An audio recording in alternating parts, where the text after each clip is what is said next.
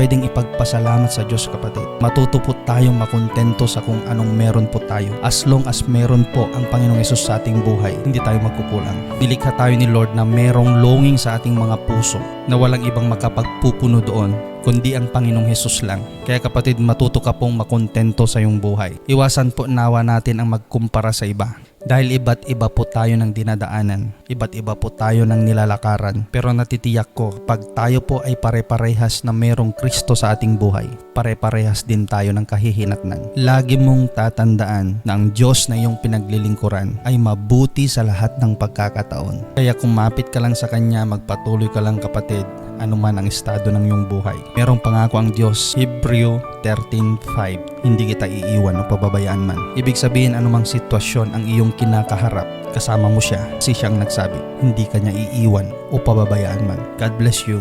Purihin po ang Diyos na buhay.